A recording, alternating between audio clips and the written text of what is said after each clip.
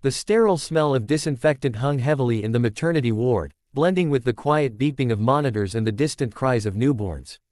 For most families, this place marked the beginning of joy, exhaustion, and hope. For Anna, it had become the stage for humiliation and heartbreak.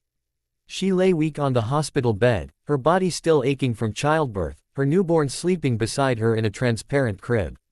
She should have been resting, healing, learning the rhythm of her child's breathing. Instead, she was bracing herself for the sharp voice she had come to dread. Her mother-in-law, Galina Ivanovna, stood near the door with her arms crossed, her lips pressed into a thin line of disapproval. From the moment Anna had arrived at the hospital, Galina had made it clear that she considered the birth an inconvenience rather than a miracle. She complained about the timing, about the cost, about the fact that her son, Sergei, was not present.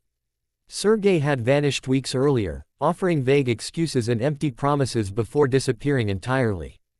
Galina, instead of comforting Anna, seemed determined to punish her for her son's absence. "I don't know why you're still here," Galina snapped, her voice cutting through the quiet room. "You've had the baby. That's it. Don't think this place is a hotel. You should leave today." Anna stared at her, disbelief mixing with exhaustion. "The doctor said I need to stay at least 2 more days," she whispered. "I had complications. I'm not strong yet." Galina waved her hand dismissively.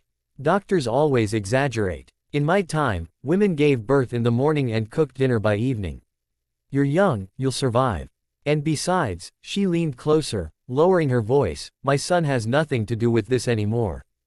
Don't expect our family to carry you." Tears welled in Anna's eyes, but she forced herself not to cry. She didn't want to give Galina the satisfaction.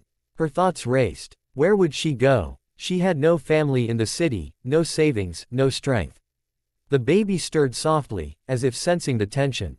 Anna placed a trembling hand on the crib, trying to steady herself. Galina straightened and grabbed her purse. "I'll tell the nurse you're checking out," she said coldly. "Pack your things." Before Anna could respond, the door to the room opened. A man stepped inside, tall and calm, dressed simply but carrying an unmistakable presence. His hair was touched with gray, his expression serious yet controlled. Galina froze mid-step. Her mouth opened, but no sound came out. "Good afternoon," the man said quietly. Anna looked up, confused.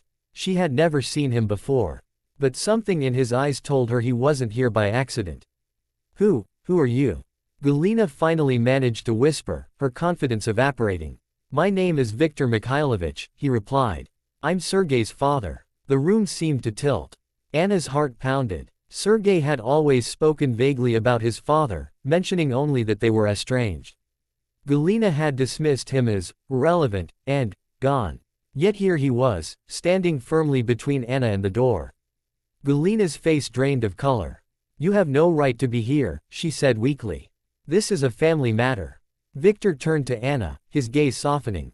"Are you Anna?" he asked. She nodded, unsure of what to say. "I've come to see my grandson," he said gently. He walked toward the crib and looked down at the sleeping baby. For a moment, the hard lines of his face softened completely. "He looks like Sergei did at this age." Galina let out a nervous laugh. "You can visit later. Right now, we were just discussing her discharge." Viktor straightened and faced her. "I heard enough in the hallway," he said calmly.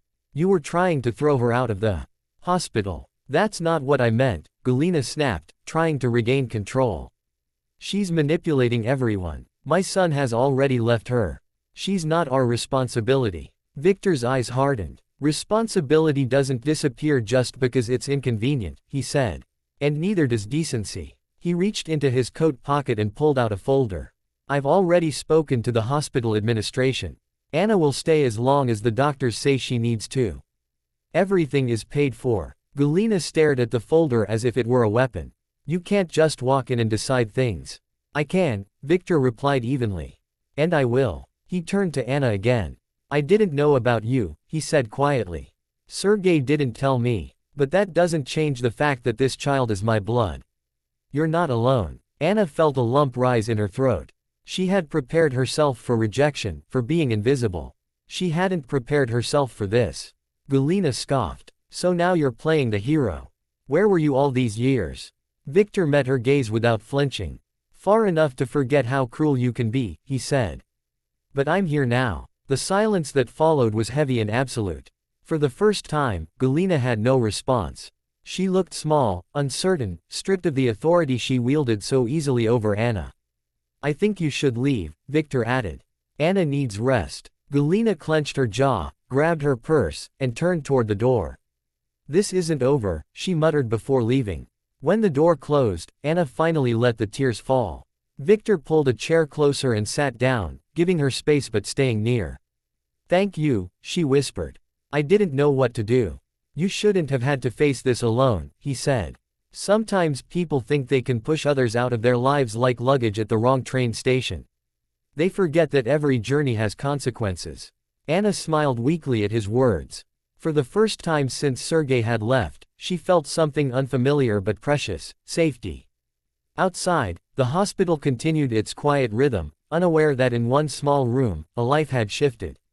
Not just the newborns, but Anna's too. The woman who had tried to erase her presence had been silenced, not by shouting or force, but by truth, dignity, and the arrival of someone who refused to look away. The morning light crept through the narrow hospital window, pale and unforgiving, illuminating every crack in the ceiling and every worry in Anna's mind. She had barely slept. The pain from childbirth pulsed through her body in dull waves, but the heavier ache sat somewhere deeper, lodged in her chest. The baby lay beside her, wrapped tightly, breathing in soft, uneven sighs. Each tiny sound reminded her that no matter how broken she felt, she had to be strong now. There was no one else. The door opened without a knock. Galina Ivanovna entered as if she owned the room, her heels clicking sharply against the floor. She glanced at the baby with indifference, then fixed her eyes on Anna with open irritation. So, she said, placing her purse on the chair, have you decided when you're leaving? Anna swallowed. The nurse said the doctor will come later. I still have a fever. They told me. I don't care what they told you, Galina interrupted. You've stayed long enough. People are waiting for rooms. And I'm not paying for extra days because you want comfort. Anna's hands trembled as she adjusted the blanket around her child. I'm not asking you to pay. I just need time. I can barely stand. Galina snorted. You were strong enough to trap my son with a baby. You'll manage. The words landed like a slap. Anna felt her face burn, but she said nothing. Arguing had never helped. Every sentence only gave Galina another opportunity to twist the knife. My son made his choice, Galina continued. He left. That should tell you everything. Don't embarrass yourself by clinging to us. Pack your things and go back to wherever you came from. Anna finally looked up. I have nowhere to go, she said quietly. That's not my problem, Galina replied, already turning toward the door. I'll call a taxi. At that moment, a firm knock echoed through the room. Galina frowned, irritated at the interruption. Before she could answer, the door opened. A woman stepped inside, followed by a man. The woman wore a tailored coat and carried a folder. The man walked with calm authority, his gaze sweeping the room before settling on Anna and the baby. Good morning, the woman said politely. I'm sorry to interrupt. Galina stiffened. Who are you? My name is Elena, the woman replied. And this is Viktor Mikhailovich. At the sound of the name, Galina's face changed. The sharpness drained from her expression, replaced by shock so complete it left her frozen. You, she whispered. You shouldn't be here. Victor ignored her and approached Anna's bed. Anna, he said gently. I'm sorry we're meeting under these circumstances. Anna stared at him, confused and overwhelmed. Do I know you? I'm Sergei's father, he said. The words took a moment to sink in. Anna's heart skipped. Sergei's father had been a shadow in every conversation, a man mentioned only when Galina wanted to complain or assert her independence. She had never imagined he would appear now, of all times. I only learned about you and the baby yesterday, Victor continued. And when I heard what was happening, I came immediately.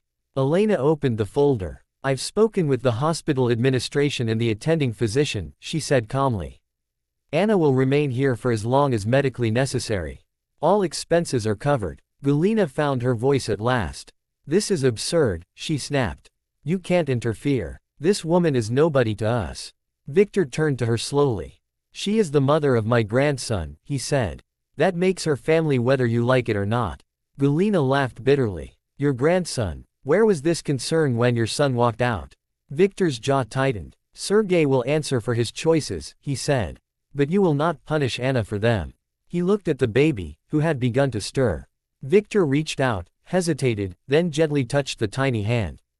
The baby curled his fingers around Victor's thumb, and something unspoken passed through the room. Anna felt tears fill her eyes again, but this time they were different. They were heavy with relief. I don't understand, she whispered. Why are you helping me? Victor met her gaze. Because someone should have helped you sooner, he said. And because abandonment doesn't erase responsibility. It only reveals character. Galina stepped forward, her voice shaking with anger. So you think you can just take over? Buy your way into this situation? No, Victor replied. I'm here to make sure cruelty doesn't win. He turned back to Anna. When you're discharged, you and the baby will have a place to stay. There's an apartment prepared. A nurse will help for the first weeks if you want. Anna's breath caught. I don't know what to say. You don't have to say anything now, he said. Rest. Heal. That's your only job. Galina slammed her purse onto the chair. This is unbelievable, she hissed. You always thought you were better than me. Victor looked at her steadily.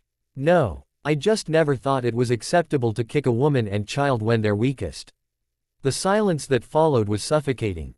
Galina glanced at Anna, then at the baby, and for the first time there was something like fear in her eyes. She had lost control of the narrative, and she knew it. I'm leaving, she said sharply. But don't think this is finished. Victor nodded. It is, he said simply. When Galina walked out, her footsteps sounded hollow, stripped of their earlier confidence. Elena excused herself to speak with the nurse, leaving Victor and Anna alone. Anna finally broke down, covering her face. I was so scared, she admitted. I thought this was how it would always be. Victor pulled his chair closer. Fear thrives in silence, he said softly. You don't have to be silent anymore. The baby whimpered, and Anna lifted him carefully into her arms. Victor watched them, his expression thoughtful. Sometimes, he said, people think they're rushing toward the right destination, when in fact they're standing on the wrong platform entirely. Your journey is just beginning, Anna. And you won't be walking it alone. As the room filled with quiet again, the light through the window seemed warmer. The hospital walls no longer felt like a prison, but a threshold. Outside, life would still be difficult, uncertain, and demanding. But inside that room, something had shifted. Power had changed hands, cruelty had been exposed, and a woman who had been treated as disposable had found unexpected allies. And in that fragile, newborn moment, hope took its first steady breath.